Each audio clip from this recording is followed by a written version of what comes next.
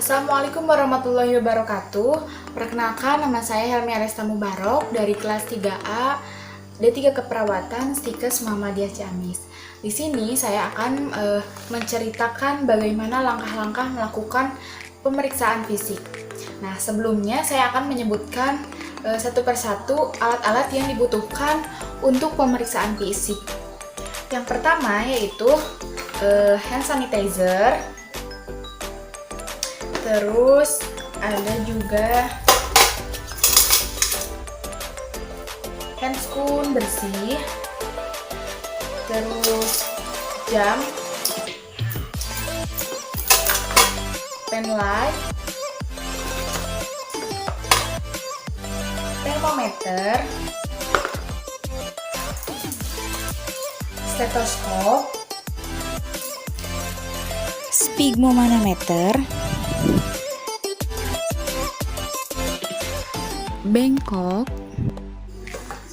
terus alat-alat untuk melakukan pemeriksaan penciuman, fungsi penciuman dan pengecapan rasa. Nah, seperti penciuman misalkan minyak kayu putih, parfum dan lain-lain, dan untuk pengecapan bisa memakai garam, gula, atau kopi. Untuk alat selanjutnya yaitu garpu talak dan repek hammer.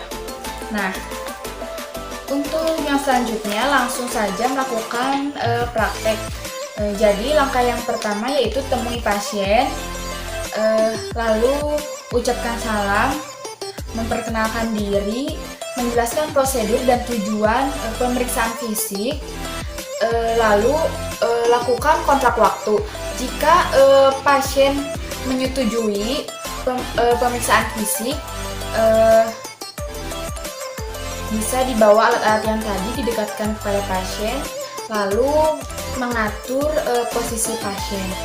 Lalu selanjutnya yaitu menjaga privasi pasien seperti menutup sampiran yang ada di ruangan. Nah, selanjutnya setelah menutup sampiran, kita cuci tangan memakai hand sanitizer yang tadi. Setelah itu memakai handscoon bersih yang telah disiapkan. Setelah memakai handscoon, kita mulai dengan memeriksa tanda-tanda vital terlebih dahulu seperti tensi, respirasi, nadi, dan suhu. Nah, jangan lupa sebelum, sesudah, dan selama melakukan pemeriksaan fisik selalu melakukan komunikasi dengan pasien. Nah, setelah melakukan pemeriksaan tanda-tanda vital, lanjut melakukan pemeriksaan head to toe dari atas sampai bawah. Yang pertama yaitu kepala. Nah, pemeriksaan yang pertama yaitu inspeksi, melihat rambut. Yang pertama dilihat apakah berwarna hitam atau tidak, apakah berubang atau tidak, bersih atau tidak. Lalu palpasi diraba, apakah ada benjolan atau terasa nyeri. Jika ada benjolan, diameter benjolannya berapa senti. Nah, lalu kita lihat kesimetrisan wajah.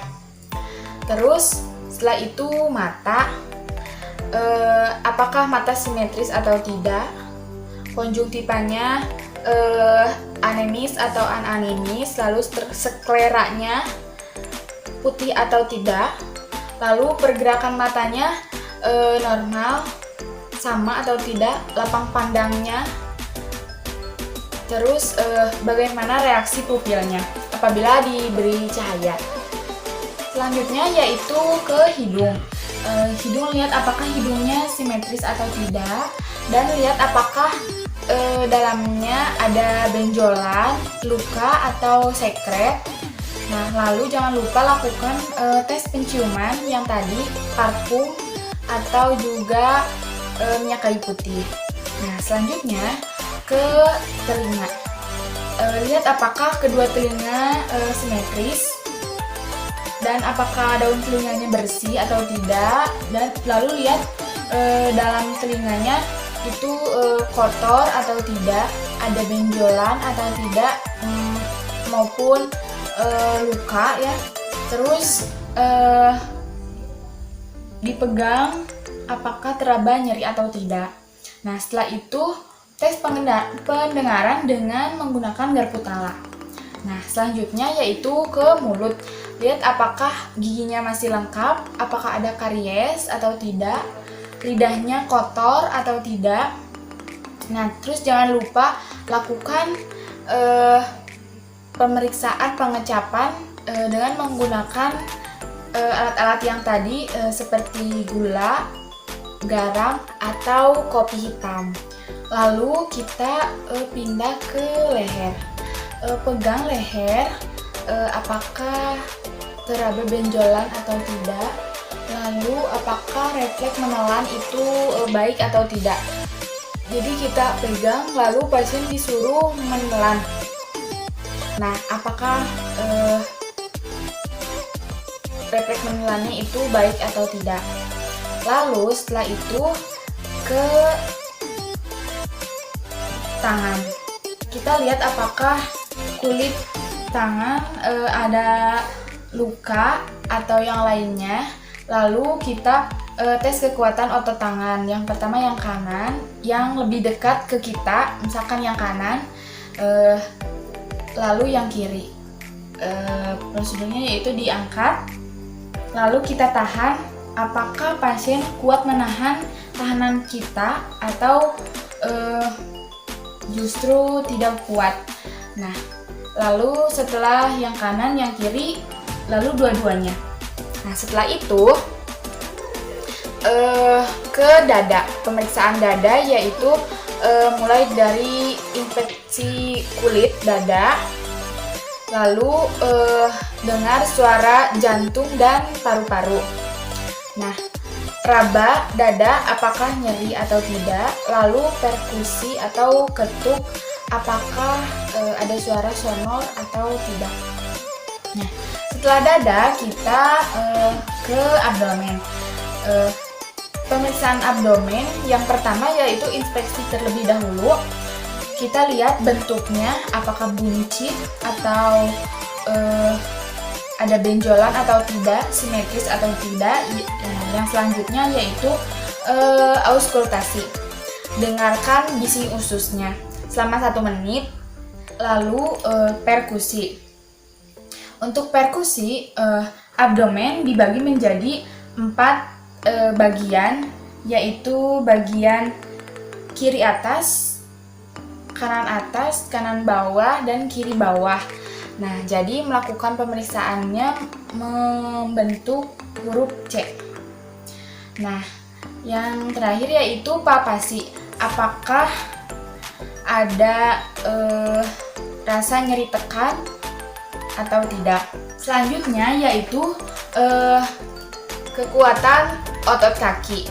Nah, jadi seperti tangan tadi, jadi satu-satu, yang misalkan yang terdekat dulu, yang kanan, disuruh diangkat, lalu kita tahan dengan tangan apakah kaki si pasien kuat akan tahanan kita atau tidak.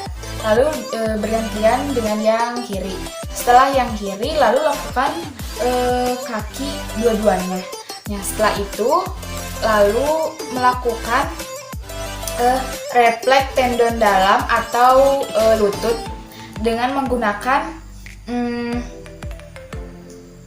refleks hammer. Nah, setelah lutut yang terakhir yaitu sensori telapak kaki, bisa menggunakan batang refleks hammer digoreskan ke telapak kaki seperti itu.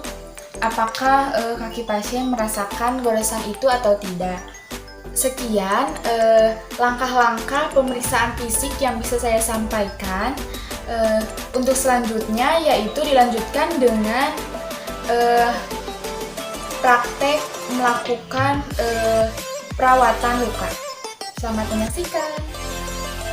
Sebelumnya, alat pelindung diri yang harus digunakan ketika melakukan perawatan luka yaitu penutup kepala jika perlu, kacamata Google jika perlu, terus masker, terus celemek, terus handscoon, lalu sepatu. Ini adalah alat-alat yang digunakan saya untuk melakukan perawatan luka. Ada kom yang berisi alat-alat steril seperti kasa steril, dan juga ada 2 buah pinset, ada kom kecil untuk larutan pembersih,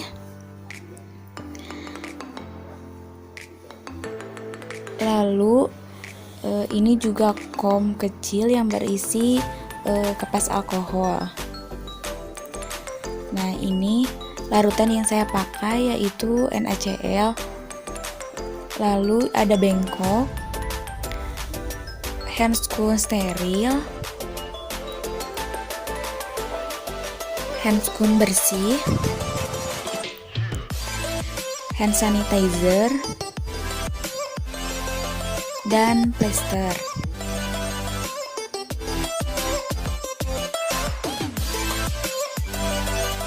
Assalamualaikum, Bu. Waalaikumsalam. Apakah benar dengan Ibu Sinta Yuliani? Iya, benar. Perkenalkan, nama saya Helmi Resta Mubarok. Kebetulan saya yang bertugas pada hari ini dari pukul 8 sampai pukul 2 siang. Sekarang saya akan melakukan perawatan luka pada luka yang ada di tangan Ibu. Tujuannya untuk mengoptimalkan kenyamanan dan keamanan Ibu dan juga untuk mencegah infeksi. Apakah Ibu bersedia? Oh iya, silahkan. Baik, Bu. Kalau begitu, sekarang saya akan memulai perawatan lukanya ya, Bu. Iya, silahkan. Pertama, saya akan melakukan cuci tangan menggunakan hand sanitizer.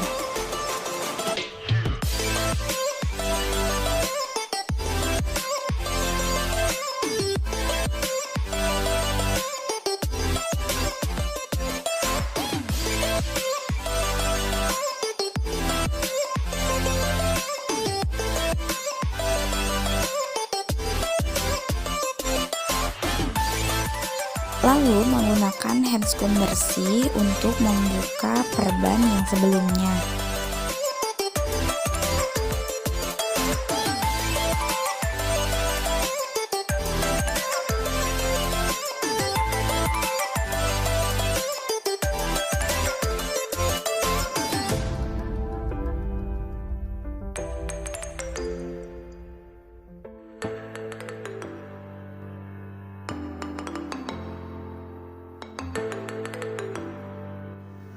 Selanjutnya yaitu membuka perban dengan menggunakan kapas alkohol terlebih dahulu. Maaf ya, Bu. Au!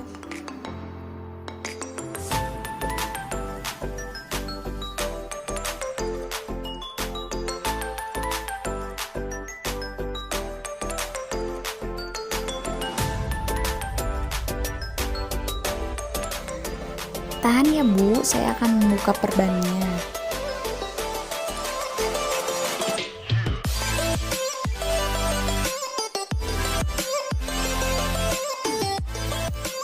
Lalu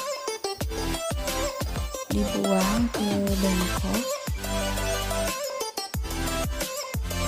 Handscoon bersihnya dibuka.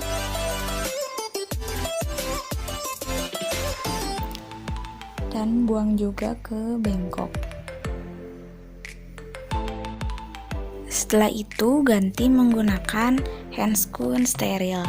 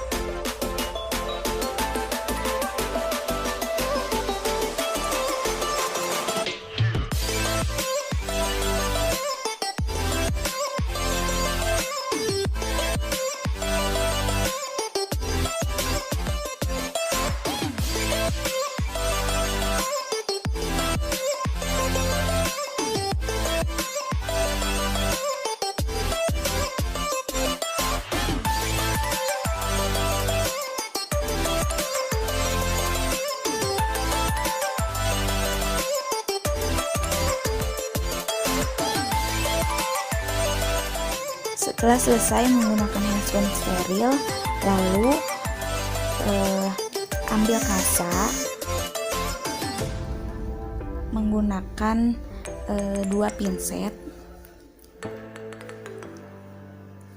lalu celupkan kasa ke larutan pembersih yang saya gunakan di sini, yaitu larutan NaCl.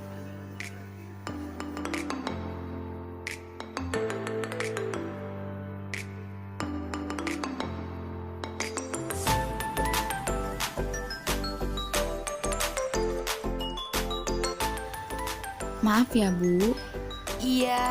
Au. saya akan membersihkan luka 3 kali dengan menggunakan kasa yang berbeda-beda.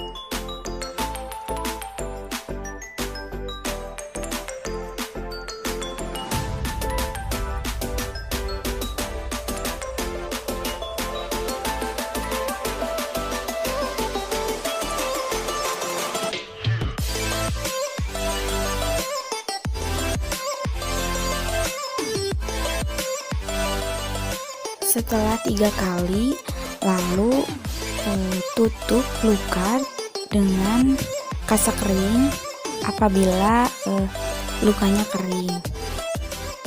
Seharusnya yang melakukan plester yaitu yang menggunakan handphone bersih. Lalu apabila lukanya masih basah, gunakan 2 kasa. Yang pertama, lapisan pertama yaitu kasa yang agak-agak basah seperti ini.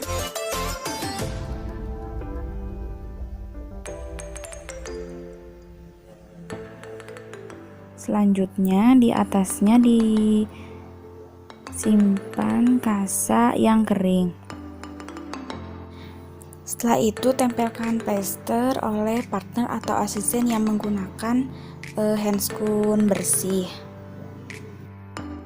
Jika sudah, lepaskan handscoon, lalu buang ke bengkok. Jangan lupa bereskan alat-alatnya dengan rapi. Lalu cuci tangan menggunakan hand sanitizer.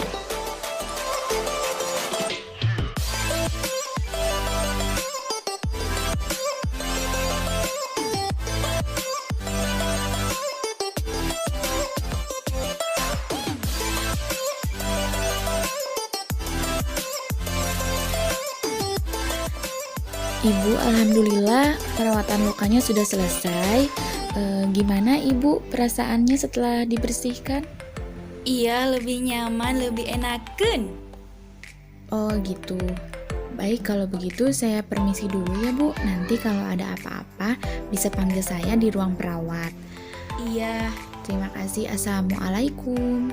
Waalaikumsalam. Terima kasih. Jadi sekian praktek perawatan luka dari saya. Mohon maaf apabila ada kesalahan. Terima kasih. Assalamualaikum warahmatullahi wabarakatuh.